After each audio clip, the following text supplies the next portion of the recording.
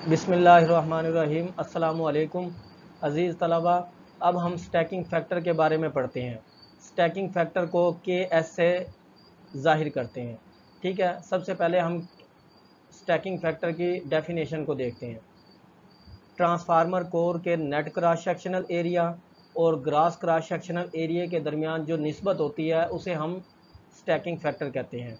Transformer core की net cross sectional area और grass cross sectional area के दरमियान जो निस्बत होती है उसे हम क्या कहते हैं, स्टैकिंग फ़ैक्टर कहते हैं। मतलब ये है कि स्टैकिंग फ़ैक्टर जो है वो एक रेशो का नाम है, एक निस्बत का नाम है। और क्या है, दो क्रॉस सेक्शनल एरिया के दरमियान ये एक रेशो है। ठीक है जी। अब हम देखते हैं कि नेट क्रॉस सेक्शनल एरिया क्या होता है और ग्रास क्रॉस सेक्शनल एरिया क्या होता है। नेट क्रॉस सेक्शनल एरिया देखते हैं पहले तो। जब हम ट्रांसफार्मर की कोर बनाते हैं तो उसके अंदर हम पतरियाँ यूज़ करते हैं, पतरियों को आपस में मिलाते हैं और उन पतरियों को मिलाकर हम उसकी कोर बनाते हैं। तो वो पतरियाँ जो होती हैं वो सिलिकॉन स्टील की बनी होती है और हर पतरी दूसरी पतरी से आइसोलेट होती है। ठीक है, यानी दो पतरियों के दरमियान इंसुलेशन की एक बारीक सी तय होती है।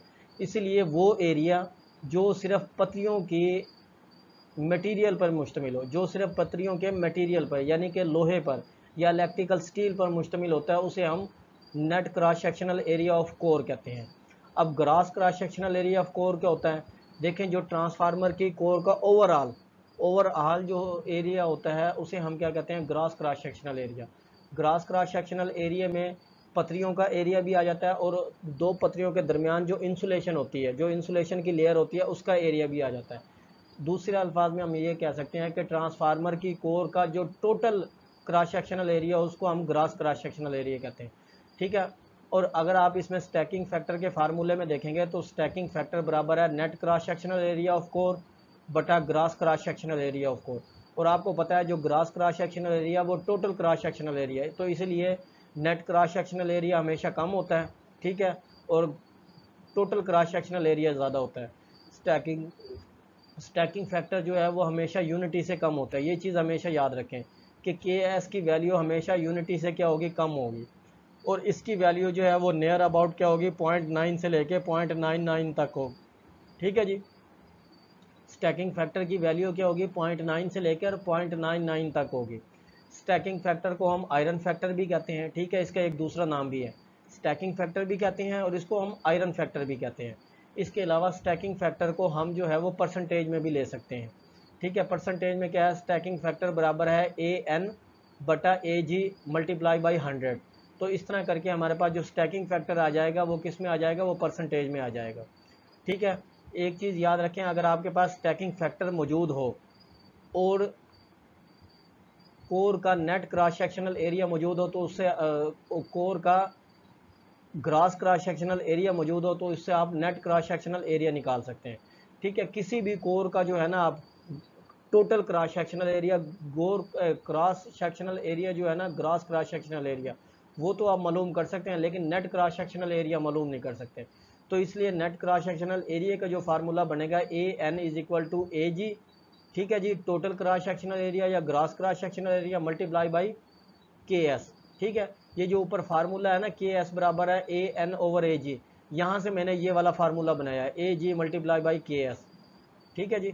इस तरह करके अगर आपके पास स्टैकिंग फैक्टर हो और किसी भी ट्रांसफार्मर की कोर का ग्रास क्रॉस सेक्शनल एरिया हो तो उससे आप क्या निकाल सकते हैं, नेट क्रॉस सेक्शनल एरिया निकाल सकते हैं। ठीक है, नेट क्रॉस सेक्शनल एरिया को आप डायरेक्ट नहीं निकाल सकते, फार्मूले के तहत निकाल सकते हैं, इसलिए नेट क्रॉस सेक्शनल एरिया का ये फार्मूला हमारे पास बन गया। ठीक है, इसके बाद है ट्रांसफार्मेशन रेशो। ट्रांसफार्मेशन रेशो को हम के से जाहिर करते हैं। ठीक है, सिर्फ कैपिटल के से। अब ट्रांसफार्मेशन रेशो की हमारे पास जो है वो चार डेफिनेशन बनती है। पहली डेफिनेशन के अंदर क्या है कि सेकेंडरी टर्मिनल वोल्टेज, ठीक है जी, वी एस, और primary applied voltage V P की निस्बत को हम क्या कहते हैं, ट्रांसफार्मेशन रेशो कहते हैं। पहली डेफिनेशन के मुताबिक क्या बनता है कि सेकेंडरी टर्मिनल वोल्टेज और प्राइमरी अप्लाइड वोल्टेज के दरमियान जो रेशो होती है, जो निस्बत होती है, उसको हम ट्रांसफार्मेशन रेशो कहते हैं। दूसरी डेफिनेशन देखते हैं इसकी हम, सेकेंडरी टर्म एन एस और प्राइमरी टर्म एन पी के दरमियान जो निस्बत होती है उसे हम क्या कहते हैं, ट्रांसफार्मेशन रेशो कहते हैं। ये दूसरी डेफिनेशन है।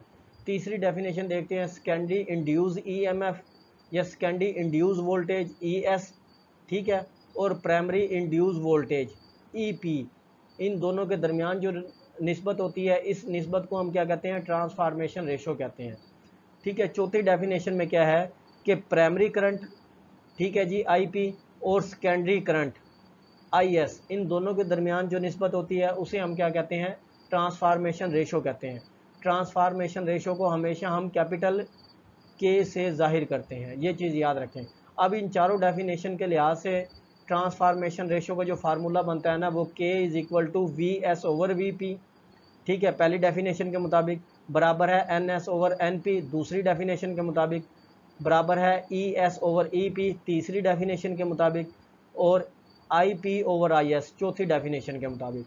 यानी कि के जो है ना, के वो बराबर है V S over V P, बराबर है N S over N P, बराबर है E S over E P, और बराबर है I P over I S. ठीक है, ये ट्रांसफार्मेशन रेशो का हमारे पास क्या आ गया, फार्मूला आ गया। ठीक है जी। इसी तरह अगर के यानी कि ट्रांसफार्मेशन रेशो 1 से बड़ी हो, ठीक है जी, अगर ट्रांसफार्मेशन रेशो की वैल्यू 1 से बड़ा हो तो इसमें क्या होगा, ट्रांसफार्मर क्या होगा हमारा, स्टेप अप ट्रांसफार्मर होगा। ठीक है, हमेशा याद रखें कि स्टेप अप ट्रांसफार्मर के लिए ट्रांसफार्मेशन रेशो की वैल्यू 1 से बड़ी होगी। इसी तरह स्टेप डाउन ट्रांसफार्मर के लिए हमारे पास के की वैल्यू क्या होगी, 1 से छोटी होगी। ठीक है, अगर के की वैल्यू 1 से कम हो तो ट्रांसफार्मर हमारा क्या होगा, स्टेप डाउन होगा। इसी तरह अगर के की वैल्यू 1 के बराबर हो, किसके बराबर हो, 1 के बराबर हो, तो हमारे पास जो ट्रांसफार्मर होगा वो कौन सा होगा, वो 1 to 1 या आइसोलेशन ट्रांसफार्मर होगा। इस आइसोलेशन या 1 to 1 ट्रांसफार्मर के बारे में आप आगे तफसील से पढ़ेंगे। ठीक, इसके बाद आ जाता है टर्न रेशो। ये चीज़ याद रखें, ट्रांसफार्मेशन रेशो और टर्न रेशो में फ़र्क है। ठीक है, वहाँ पर सिर्फ कैपिटल के था और यहाँ पर टर्न रेशो के अंदर है वो 1/k है। ठीक है, 1/k है, ये याद रखें। अब हम टर्न रेशो की डेफिनेशन को देखते हैं। ठीक है जी, प्राइमरी टर्न्स एनपी और सेकेंडरी टर्न की निस्बत के दरमियान जो रेशो होती है उसे हम क्या कहते हैं, टर्न रेशो कहते हैं। ठीक है जी, समझ आ गई है जी। ये क्या है जी, ratio between primary turns NP, secondary turns NS, ठीक है, is called the turn ratio. ठीक है, यानी कि प्राइमरी की टर्न की रेशो और सेकेंडरी टर्न की रेशो के दरमियान जो है, प्राइमरी टर्न की सेकेंडरी टर्न के साथ जो रेशो होगी उसको हम क्या कहेंगे, टर्न रेशो कहेंगे। और टर्न रेशो को हम हमेशा 1/k से जाहिर करेंगे। यहाँ पर देखें, सेकेंडरी टर्न ये इसका टर्न रेशो का जो फार्मूला है वो NP over NS is equal to 1/k। ठीक है, अच्छा, दूसरी डेफिनेशन क्या है, reciprocal of transformation ratio K is turn ratio. ठीक है, अगर आप ट्रांसफार्मेशन रेशो का रेसिप्रोकल उलट ले लें तो उसे हम क्या कहते हैं, टर्न रेशो कहते हैं। ये हमेशा याद रखें कि टर्न रेशो और ट्रांसफार्मर रेशो दोनों एक दूसरे से क्या है, मुख्तलिफ है। ठीक है जी, दोनों एक नहीं है। बाज़-औक़ात ये होता है कि न्यूमेरिकल के अंदर हम टर्न रेशो की बात करते हैं तो लोग उसको जो है ना ट्रांसफार्मेशन रेशो यानी के बराबर ले लेते हैं, तो ये गलती करते हैं वहाँ पर। तो इसलिए हमेशा याद रखें कि टर्न रेशो और ट्रांसफार्मेशन रेशो दोनों अलग-अलग हैं। ट्रांसफार्मेशन रेशो जो है वो सिर्फ कैपिटल के बराबर होती है और उसमें जो है वो NS ओवर NP होता है। ठीक है, जबकि टर्न रेशो के अंदर क्या है, टर्न रेशो के अंदर क्या है जी, 1/k के बराबर है, यानी NP over NS is equal to 1/k। ठीक है, रेसिप्रोकल ऑफ ट्रांसफार्मेशन रेशो जो है वो क्या कहलाता है, वो टर्न रेशो कहलाता है। ठीक है जी, दोबारा मैं आपको बता दूं कि टर्न रेशो और ट्रांसफार्मेशन रेशो ये दोनों एक दूसरे से मुख्तलिफ हैं। हमेशा याद रखें, इन दोनों को आपस में मत मिलाएं। न्यूमेरिकल में ये होता है कि न्यूमेरिकल में बाज़ जगह टर्न रेशो का वो जिक्र करता है और बाज़ जगह ट्रांसफार्मेशन रेशो को बात वो करता है। तो इसलिए याद रखें कि टर्न रेशो अलग चीज़ है। जब वो टर्न रेशो की बात करेंगे तो आपने वहाँ पर 1/k लेना है, और जहाँ पर वो ट्रांसफार्मेशन रेशो की बात करेंगे वहाँ पर आपने सिर्फ k लेना है। ठीक है जी, और अगर आप इन दोनों के फार्मूले में देखेंगे तो इन दोनों के फार्मूले में भी फ़र्क है। जो ट्रांसफार्मेशन रेशो का फार्मूला है वो NS ओवर NP होता है, लेकिन जो यहाँ पर अगर आप देखें, जो टर्न रेशो का फार्मूला है वो NP number of primary turn बटा नंबर ऑफ सेकेंडरी टर्न है। ठीक है, और ये बराबर किसके है, 1/k के। टर्न रेशो किसके बराबर होती है, 1/k के बराबर होती है, और टर्न रेशो ट्रांसफार्मेशन रेशो जो है वो सिर्फ k के बराबर होती है। तो इसलिए इस बात का ख़ास ख्याल रखें, जब आप न्यूमेरिकल करें तो इस चीज़ को ध्यान से पढ़ें और वहाँ पर, ठीक है, इसे समझ के हल करें न्यूमेरिकल को। तो इस लेक्चर में फ़िलहाल इतना ही। नेक्स्ट वीडियो तक इजाज़त दीजिएगा। अल्लाह हाफिज़। Thank you very much.